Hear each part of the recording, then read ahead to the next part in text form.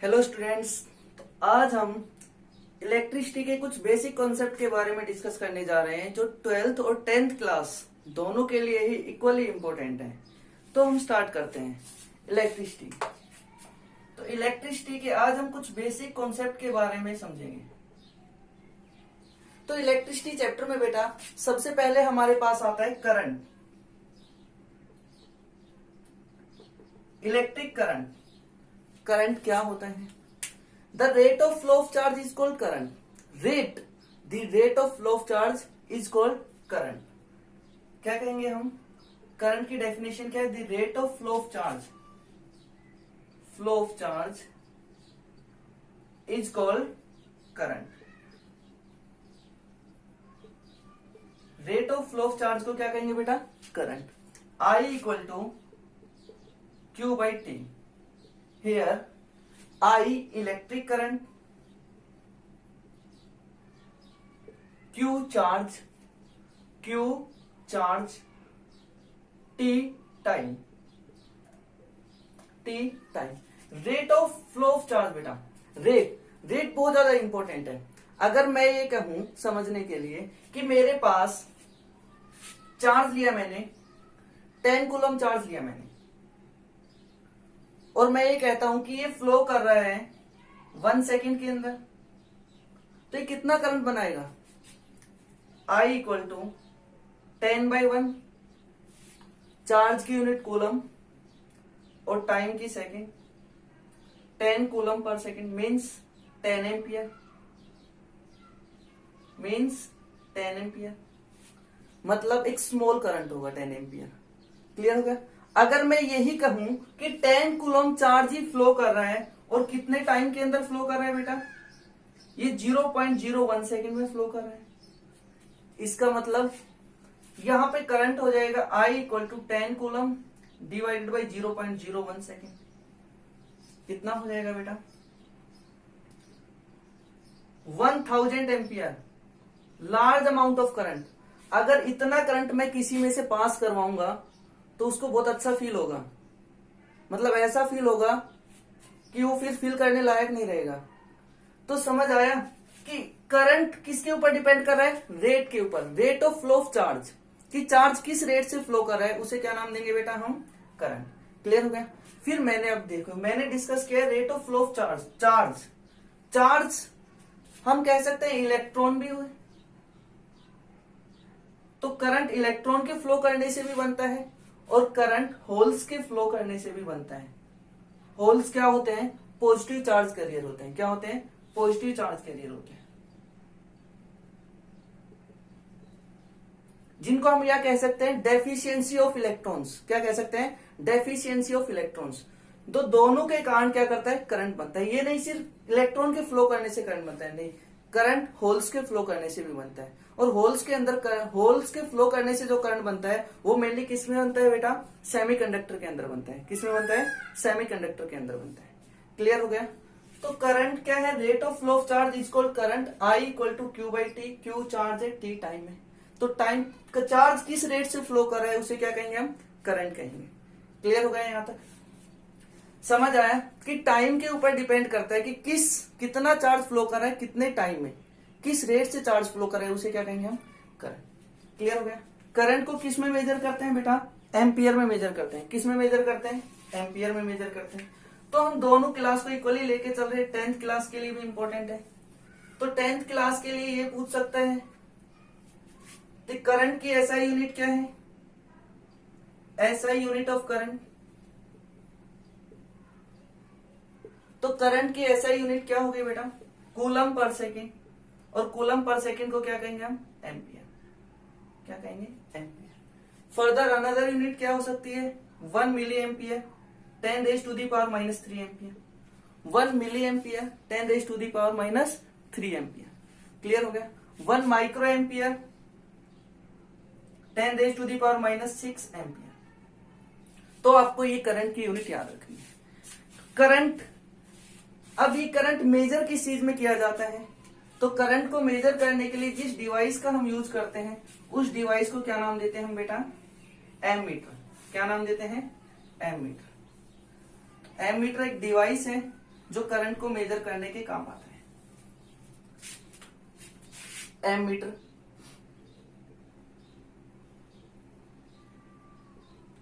Ammeter क्या है?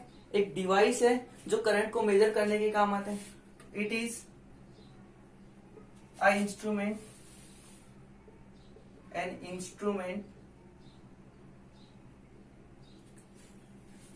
it is an instrument which is used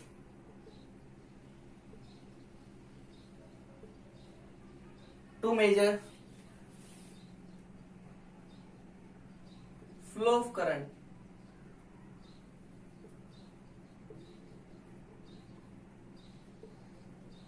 through a circuit। Clear हो गया बेटा? एमीटर एक ऐसा डिवाइस है जो करंट को मेजर करने के काम आता है। जिस सर्किट के अंदर करंट फ्लो कर रहा है तो उसको मेजर करने के लिए किसका यूज करते हैं? एमीटर का यूज करते हैं। और एमीटर हमेशा सीरीज में कनेक्ट होता है। किस में कनेक्ट होता है? सीरीज में। तो इट इज ऑलवेज कनेक्ट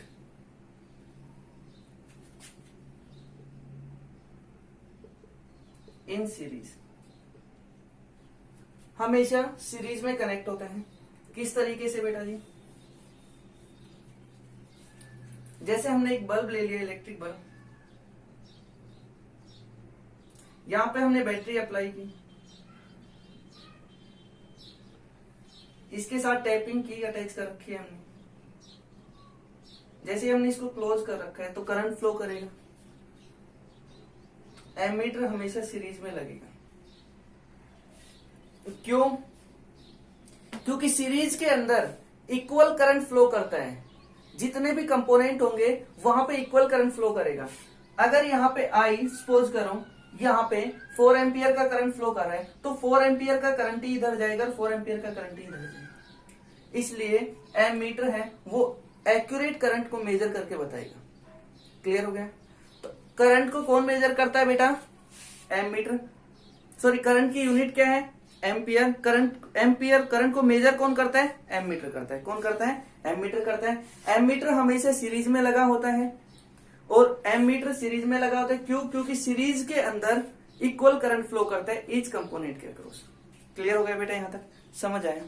अब हम फर्दर डिस्कस करते हैं। अब हमें डिस्कस करना है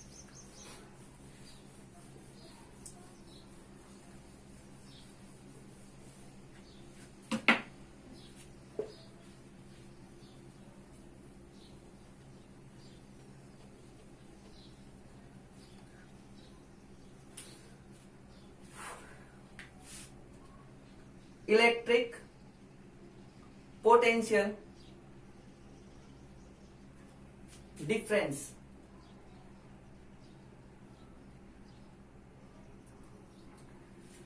चलो इसको समझते हैं बेटा। हम ये कह रहे हैं हमारे पास कोई चार्ज है, शॉर्ट चार्ज है, उसको हमने क्यू के ऊपर प्लेस कर रखा है O point.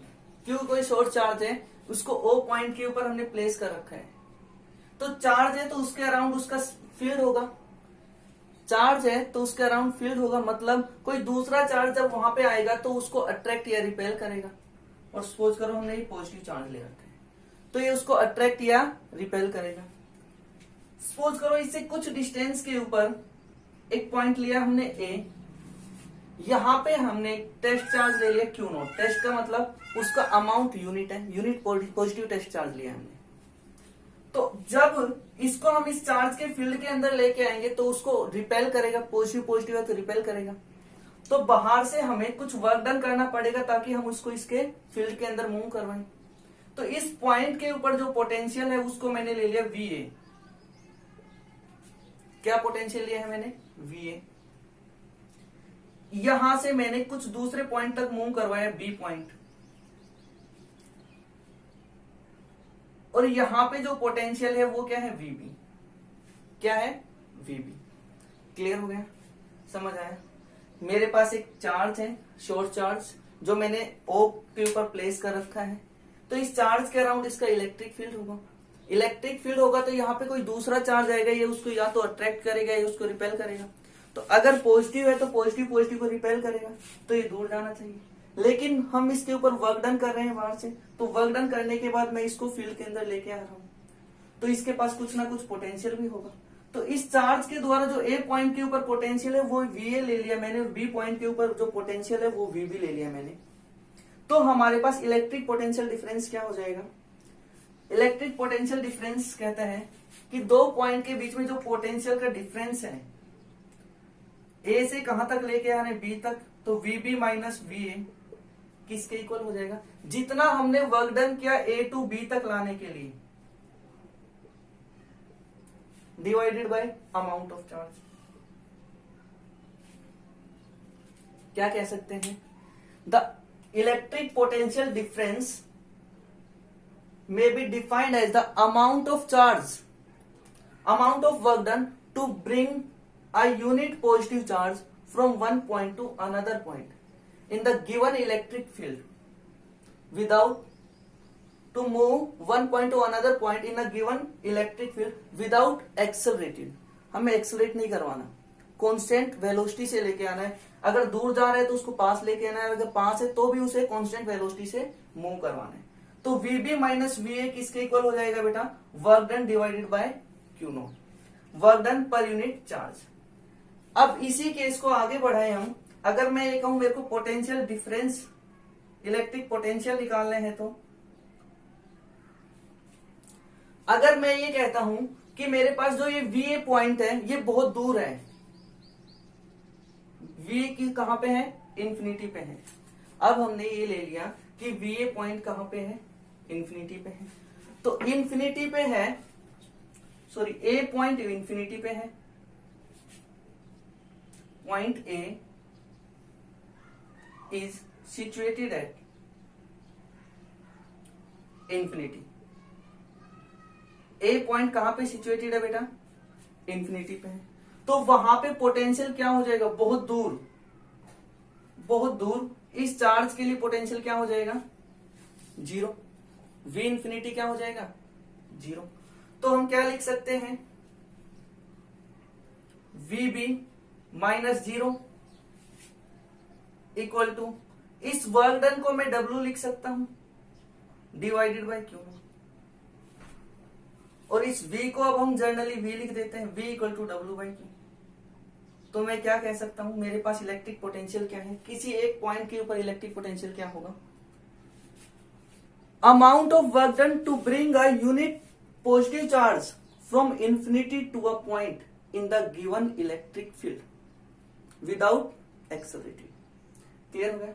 Amount of work done to bring a unit positive charge from infinity to a given point in the given electric field. Clear हो गया? तो उसे क्या कहेंगे हम? Electric potential. तो हमें क्या याद रखना है? v इक्वल टू क्या होगा बेटा? W by, v equal to क्या होगा? W by. अब हम इसकी एसआई यूनिट के बारे में डिस्कस करते हैं। तो इसकी एसआई यूनिट क्या होगी बेटा?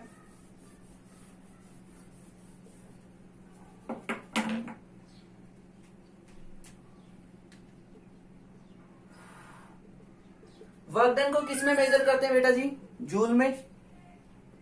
चार्ज को कूलम में।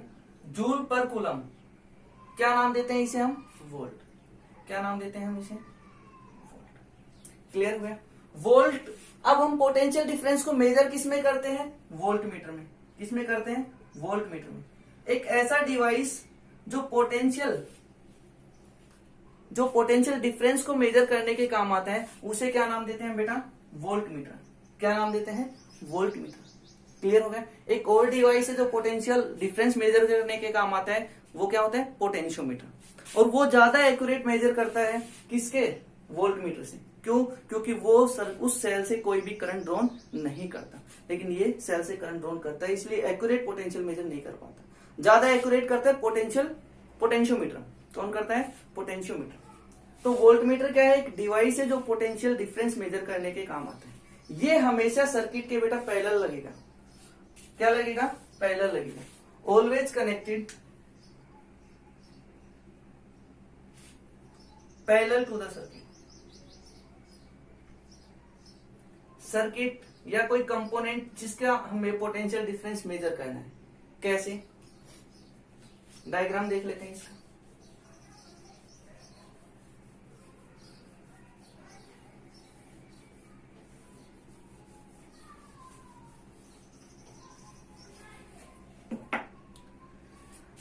हमारे पास ये कोई बल्ब है, ये हमने एमीटर कनेक्ट कर रखा है,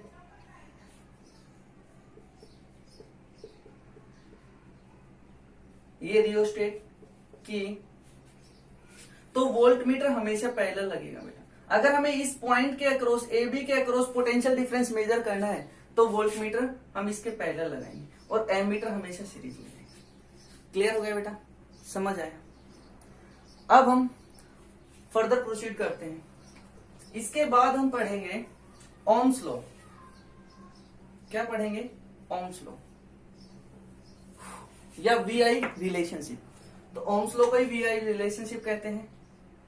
ओम्स लॉ किसके बारे में बताता है? हमें वोल्टेज और करंट के बीच में रिलेशनशिप बताता है। क्या बताता है? वोल्टेज और करंट के बीच में रिलेशन बताता है। कौन? Ohm's law. तो ओम्स लॉ, ओम्स नाम के साइंटिस्ट ने ये लॉ दिया था। ओम्स लॉ क्या कहते हैं? अगर हम किसी कंडक्टर के अक्रॉस, अगर हम, अब इसी को मैं मॉडिफाई कर देता हूं, यहां पे मैंने कोई कंडक्टर ले लिया है, कोई रेजिस्टेंस ले लिया। अगर हम किसी कंडक्टर या रेजिस्टेंस के अक्रॉस पोटेंशियल डिफरेंस, कंडक्टर के अक्रॉस उसके एंड के ऊपर कोई पोटेंशियल डिफरेंस अप्लाई कर रहे हैं, क्या कर रहे हैं? पोटेंशियल डिफरेंस अप्लाई कर रहे हैं V, तो वो पोटेंशियल डिफरेंस किसके डायरेक्टली प्रोपोर्शनल होगा? जितना उस सर्किट के अंदर करंट बनेगा, जितना उस सर्किट के अंदर करंट बनेगा उसके डायरेक्टली प्रोपोर्शनल होगा। कब? जब हम फिजिकल कंडीशन लाइक टेम्परेचर और प्रेशर को कांस्टेंट रखेंगे। क्या रखेंगे? Physical condition, physical condition like temperature and pressure remain constant. जहां पे हम ये एक्सपेरिमेंट कर रहे हैं वहां पे टेम्परेचर जो है वो फिक्स रखना है हमें और प्रेशर भी। जब हम इन फिजिकल कंडीशन को कांस्टेंट रखते हैं तो वोल्टेज है वो डायरेक्टली प्रोपोर्शनल होगा करंट के। मतलब अगर मैं वोल्टेज ज्यादा इंक्रीज कर रहा हूं तो करंट ज्यादा बनेगा, अगर मैं वोल्टेज कम दे रहा हूं तो करंट कम बनेगा। क्लियर हो गया? तो V डायरेक्टली प्रोपोर्शनल है I के। डायरेक्टली प्रोपोर्शनल को हटाएंगे तो हमारे पास एक कांस्टेंट आता है जिसे नाम दिया हमने R। R को क्या कहते हैं हम बेटा? रेजिस्टेंस। क्या कहते हैं? रेजिस्टेंस। R किसके इक्वल आया हमारे पास? V by I। R किसके इक्वल आया? V by I। अगर मैं पोटेंशियल को कांस्टेंट रख रहा हूं, if V equal to constant, अगर V फिक्स्ड है तो मैं क्या कह सकता हूं कि रेजिस्टेंस किसके इनवर्सली प्रोपोर्शनल है? करंट के। अगर करंट ज्यादा होगा तो रेजिस्टेंस कम होगा, और अगर रेजिस्टेंस, करंट कम है तो रेजिस्टेंस ज्यादा होगा। हम उल्टा भी कह सकते हैं, अगर रेजिस्टेंस ज्यादा है तो करंट कम होगा और रेजिस्टेंस कम है तो करंट ज्यादा होगा। क्लियर है? कब? जब वोल्टेज कांस्टेंट है। तो ओम्स लॉ क्या बताता है? ओम्स लॉ हमें V और I के बारे में बताता है, उन दोनों के बीच में रिलेशन बताता है। क्या कहता है? अगर हम किसी कंडक्टर के अक्रॉस जितना पोटेंशियल अप्लाई कर रहे हैं वो पोटेंशियल डिफरेंस डायरेक्टली प्रोपोर्शनल होगा, वो अप्लाइड पोटेंशियल डायरेक्टली प्रोपोर्शनल होगा उस सर्किट के अंदर जितना करंट फ्लो कर रहा है। कब? जब फिजिकल कंडीशन हम टेम्परेचर और प्रेशर को कांस्टेंट रखेंगे। क्योंकि जैसे ही हम टेम्परेचर को चेंज करते हैं तो टेम्परेचर को चेंज करने से बेटा कंडक्टर की जो रेजिस्टिविटी है वो इंक्रीज हो जाती है। क्यों? क्योंकि रिलैक्सेशन टाइम कम हो जाता है। रिलैक्सेशन टाइम कम होगा तो रेजिस्टिविटी इंक्रीज होगी, और रेजिस्टिविटी इंक्रीज होने से रेजिस्टेंस इंक्रीज होगा, और रेजिस्टेंस इंक्रीज होगा तो करंट कम बनेगा। इसलिए हम क्या करते हैं? हम टेम्परेचर को फिक्स रखते हैं, एक फिक्स टेम्परेचर के ऊपर हम ये चीजें करवाते हैं। क्लियर हो गया? समझ आया? तो ओम्स लॉ क्या कहता है? V equal to I। तो यहां से हमारे पास एक फॉर्मूला आया V equal to I R. यहां से हम R फाइंड आउट कर सकते हैं, V फाइंड आउट कर सकते हैं और I फाइंड आउट कर सकते हैं। ठीक है? ओम्स लॉ का जो ग्राफ है बेटा वो हमेशा लीनियर ग्राफ आता है। क्या आता है? लीनियर ग्राफ आता है।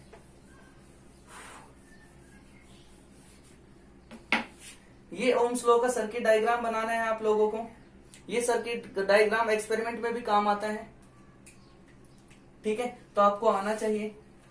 ओम्स लॉ का जो ग्राफ बनाते हैं हम, एक एक्सिस पे करंट को प्लॉट करते हैं, और एक एक्सिस पे वोल्टेज को प्लॉट करते हैं।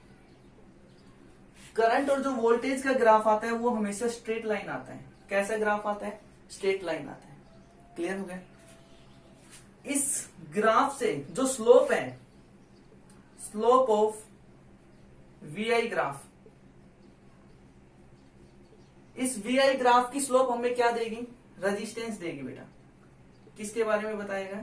रेजिस्टेंस के बारे में बताएगा। क्लियर हो गया? समझ आया? हमें क्या करना है? 2 पॉइंट लेने हैं, यहां से हम वोल्टेज की वैल्यू फाइंड आउट कर सकते हैं और यहां से हम करंट की वैल्यू फाइंड आउट कर सकते हैं। तो हमारे पास स्लोप ऑफ वीआई ग्राफ किसके इक्वल है बेटा? रेजिस्टेंस के। तो आर क्या हो जाएगा? अगर हम यहां से 2 वैल्यू ले तो V2 minus V1, T2 minus T1। Graph plot करो, 2 वैल्यू लो, एक यहां पे जो वैल्यू आ रही है वो, यहां पे जो वैल्यू आ रही है। क्लियर है? सपोज करो ये मेरे पास 0 है, ये 5 एम्पियर करंट है, 10, 15 और ये मैंने 20 ले लिया। यहां पे मैंने 5, 10, 15, यहां पे मैंने 20 ले लिया। तो मेरे पास अगर मैंने ये ट्रायंगल बनाई है ओ ए बी, इस ट्रायंगल को मैं नाम दे देता हूं और ये ले लेता हूं एंगल थीटा के ऊपर इंक्लाइंड है। तो मेरे पास ए बी क्या होगी बेटा? V2। ये वैल्यू, ये वाली वैल्यू क्या है? V2। वोल्टेज एक्सिस पे क्या है? V2। वाई एक्सिस पे वोल्टेज है क्या है? V2। ये क्या है? V1। सिमिलरली ये क्या है? I2 और ये क्या है? I1। तो V2 क्या है? अगर मैं इसको यहां पे लिखना चाहूं तो AB और OB है डिवाइडेड बाय OB। और V2 की वैल्यू अगर मैं यहां पे देखूं तो क्या है? 20। V1 कितना है? 0। ठीक है, सॉरी बेटा ये करंट है I2 I1। I2 कितना है बेटा? 20 और I1 कितना है? 0। तो ऊपर वोल्टेज है V में, करंट है एम्पियर में, कितना आएगा? 20/20, 1 ओम। कितना आएगा? 1। तो इस तरीके से R equal to V2 minus V1 divide by I2 minus I1, या हम कह सकते हैं ट्राइंगल कंसीडर करेंगे तो परपेंडिकुलर अपॉन में बेस। क्लियर हो गया? जो tan थीटा देता है। क्लियर हो गया? अगर आपको थीटा दिया हो तब भी आप रेजिस्टेंस कैलकुलेट कर सकते हो। और tan थीटा आपको पता है परपेंडिकुलर अपॉन में बेस। क्लियर है बेटा? तो ओम्स लॉ के बारे में आपको उसकी डेफिनेशन आनी चाहिए, स्टेटमेंट, उसका जो फॉर्मूला है वो पता होना चाहिए, सर्किट डायग्राम और ग्राफ। एक और चीज डिस्कस कर लेते हैं। एक आता है ओमिक कंडक्टर और एक आता है non ohmic conductor. Non ohmic conductor. तो ओमिक कंडक्टर क्या होता है बेटा? वो कंडक्टर जो ओम्स लॉ को फॉलो करते हैं, मतलब जिनका वीआई ग्राफ क्या आता है? स्ट्रेट लाइन आता है, उसको क्या नाम देंगे हम? Ohmic conductor. और जिनका वीआई ग्राफ स्ट्रेट लाइन नहीं आता उसे क्या नाम देंगे हम? Non ohmic conductor. क्या नाम देंगे? Non ohmic conductor. जो ओम्स लॉ को फॉलो करता है ओमिक कंडक्टर, ओबे ओम्स लॉ। जो ओम्स लॉ को फॉलो करता है उसे क्या कहेंगे? Ohmic conductor. और जो ओबे नहीं करता, नॉट फॉलो ओम्स लॉ। इसका एक एग्जांपल बताता हूं। हम नॉर्मल कंडक्टर लेते हैं तो वो क्या करेगा? ओम्स लॉ को फॉलो करता है। लेकिन हम सेमी कंडक्टर लेते हैं तो सेमी कंडक्टर ओम्स लॉ को फॉलो नहीं करता। उसमें पहले बहुत कम करंट बनता है और फिर एकदम से बहुत ज्यादा करंट बनना शुरू हो जाता है फॉरवर्ड बायस के अंदर। ठीक है, तो उसका ग्राफ पैराबोलिक टाइप में आता है, जैसे एक्सपोनेंशियल ग्राफ आता है। ठीक है, तो ये कैसे कंडक्टर है? Non ohmic conductor. तो ओमिक कंडक्टर वो कंडक्टर जो ओम्स लॉ को फॉलो करते हैं, नॉन ओमिक कंडक्टर वो कंडक्टर जो ओम्स लॉ को फॉलो नहीं करते। क्लियर है बेटा? यहां तक समझ आया? अब हम रेजिस्टेंस के बारे में थोड़ा डिस्कस कर लेते हैं। तो हमारे पास एक term I resistance R।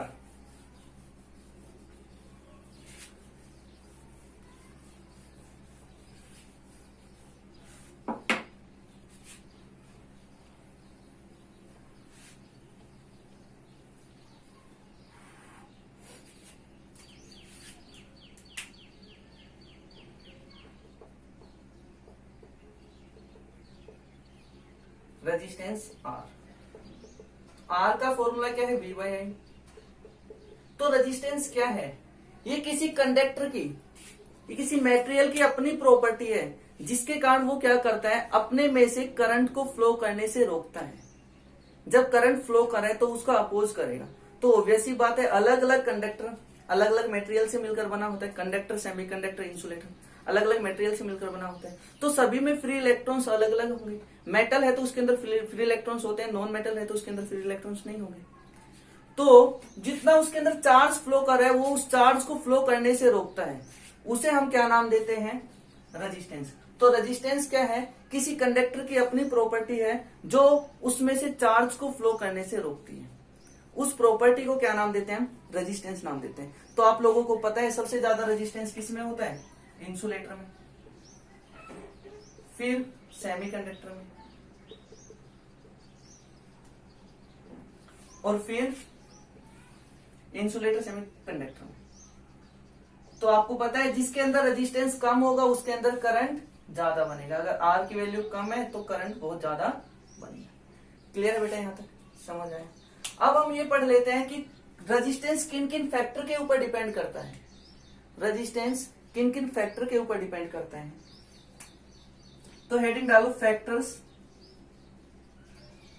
On which resistance depend. Factors on which resistance depend.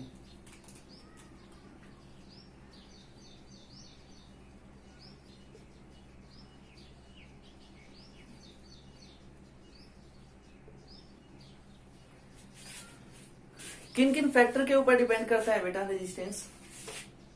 First, length of the conductor. अगर हमारे पास कंडक्टर की लेंथ ज्यादा है तो उसका रेजिस्टेंस ज्यादा होगा। मैं कहूं मेरे पास एक कंडक्टर 1 मीटर का है, उसका area of cross section constant है, अभी हम ये लेके चल रहे हैं, और एक कंडक्टर 1.5 मीटर का है। तो इस वाले जिसकी लेंथ ज्यादा है उसका रेजिस्टेंस ज्यादा होगा, जिसकी लेंथ कम है उसका रेजिस्टेंस कम होगा। क्यों? क्योंकि इसमें जो इलेक्ट्रॉन फ्लो कर रहे हैं वो कोलाइड करते हुए आगे बढ़ेंगे रेंडमली। जब हम पोटेंशियल अप्लाई करेंगे तब आगे बढ़ेंगे बेटा। तो पोटेंशियल अप्लाई करेंगे तो वो आगे बढ़ेंगे एक पर्टिकुलर डायरेक्शन में। यहां पे भी सिमिलरली मूव करेंगे। तो लेंथ ज्यादा है तो उसको ज्यादा डिस्टेंस ट्रेवल करना पड़ेगा, और ज्यादा डिस्टेंस ट्रेवल करेंगे तो अपोजिशन ज्यादा होगा, इसलिए रेजिस्टेंस क्या होगा, ज्यादा होगा। क्लियर हो गया। सेकेंड पॉइंट बेटा, रेजिस्टेंस है वो इनवर्सली प्रोपोर्शनल है एरिया ऑफ क्रॉस सेक्शन के। रेजिस्टेंस है वो इनवर्सली प्रोपोर्शनल है एरिया ऑफ क्रॉस सेक्शन के। It means area of cross section ये वाला एरिया बेटा, सर्कुलर शेप में, मोटाई, थिकनेस एक तरीके से। अगर किसी कंडक्टर की थिकनेस ज्यादा है, एक ऐसा कंडक्टर है जिसकी रेडियस है 0.5 सेंटीमीटर, और एक ऐसा कंडक्टर है जिसकी रेडियस है 1.5 सेंटीमीटर। तो जिसकी रेडियस ज्यादा होगी उसकी थिकनेस ज्यादा है, मतलब उसका एरिया ऑफ क्रॉस सेक्शन ज्यादा है। तो जिसके एरिया ऑफ क्रॉस सेक्शन ज्यादा होगा उसका रेजिस्टेंस कम होगा, और जिसका एरिया ऑफ क्रॉस सेक्शन कम होगा उसका रेजिस्टेंस ज्यादा होगा। मतलब एरिया ऑफ क्रॉस सेक्शन ज्यादा है तो चार्ज को मूव करने के लिए ज्यादा स्पेस मिलेगा, वो इजीली मूव करेंगे। और जब चार्ज ज्यादा मूव करेंगे, ज्यादा फ्लो करेंगे, तो करंट ज्यादा बनेगा, रेजिस्टेंस कम होगा। और जब चार्ज फ्लो ही नहीं कर पाएंगे, अगर नैरो स्पेस है तो चार्ज मूव नहीं कर पाएंगे, कोलाइड ज्यादा करेंगे। और अगर चार्ज कोलाइड ज्यादा करेंगे, आगे नहीं बढ़ रहे, फ्लो कम कर रहे हैं, तो रेजिस्टेंस ज्यादा होगा, और रेजिस्टेंस ज्यादा होगा तो करंट कम होगा। क्लियर हो गया। थर्ड पॉइंट बेटा, नेचर ऑफ मटेरियल के ऊपर, जो हमने बताया स्टार्टिंग में।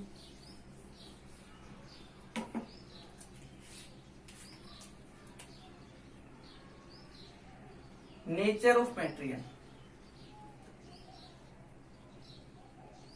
मटेरियल्स, कंडक्टर है, सेमीकंडक्टर है, इंसुलेटर है, ये सब क्या है, अलग अलग मटेरियल के बने होते हैं। तो उनके नेचर के ऊपर डिपेंड करता है। ये बताएगा किसमें कितने फ्री इलेक्ट्रॉन्स ज्यादा है, कितना हम पोटेंशियल अप्लाई करें तब वो मेटल के एटम के न्यूक्लियस को छोड़कर मूव करना शुरू करेंगे।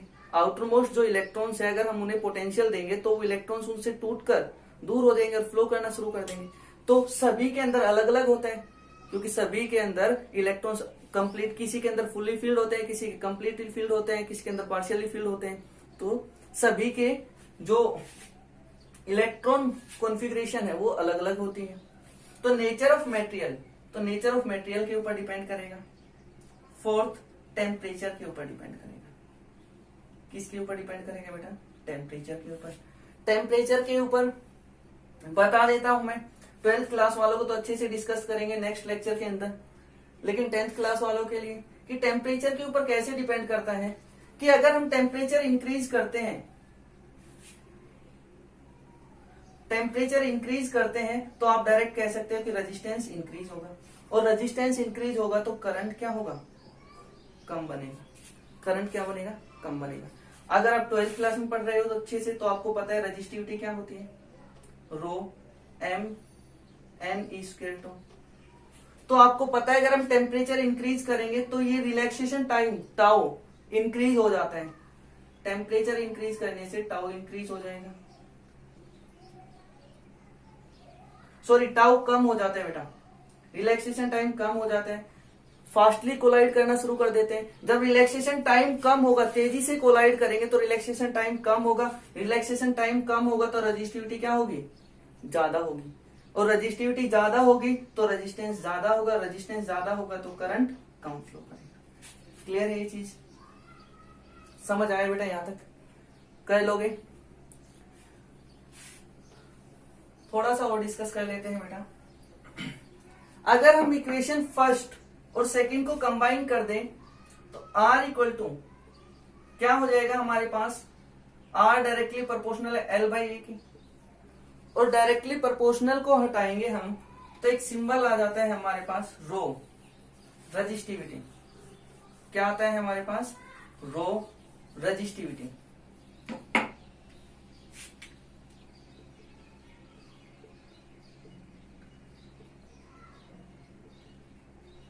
हम इसको रेजिस्टिविटी कहते हैं, कांस्टेंट ऑफ प्रोपोर्शनैलिटी भी कह सकते हैं, स्पेसिफिक रेजिस्टेंस भी कहते हैं।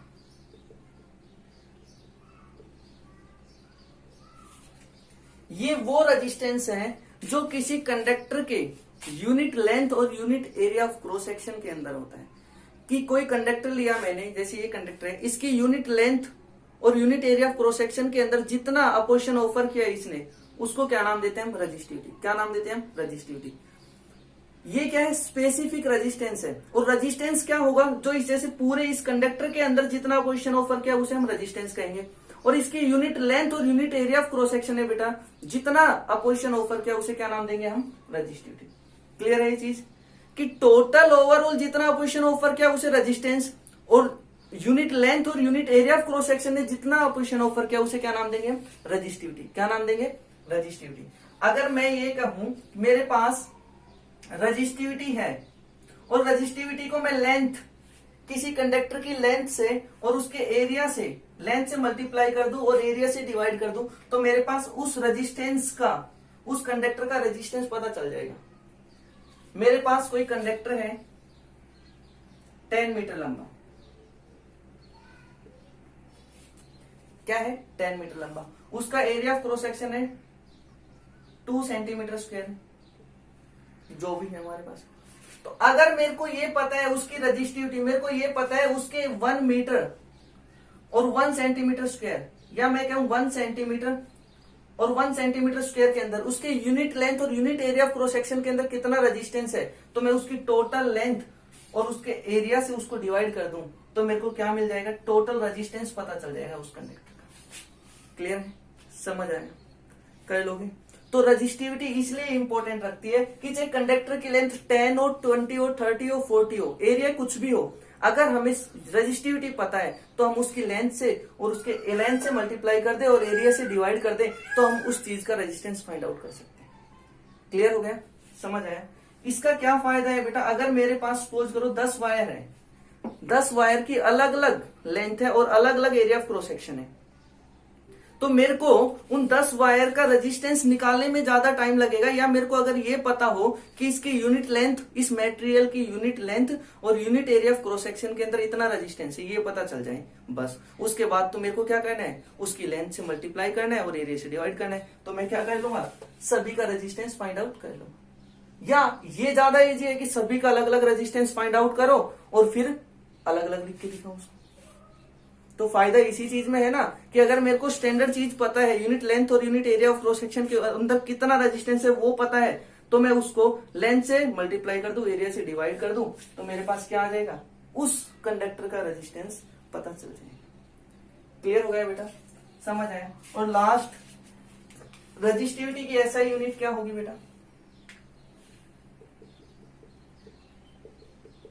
तो रेजिस्टिविटी क्या हो जाएगी, आर ए बाय एल।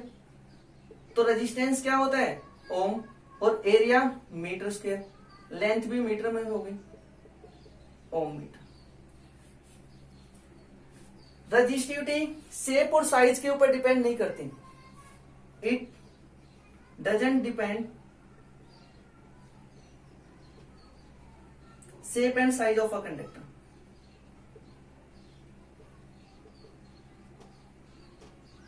क्यों, क्योंकि ये तो सिर्फ यूनिट एरिया और यूनिट लेंथ के अंदर जितना अपोजिशन है उसे ही तो हम रेजिस्टिविटी नाम देते हैं, तो वो शेप और साइज के ऊपर डिपेंड नहीं करती। क्लियर हो गया, समझ आया बेटा।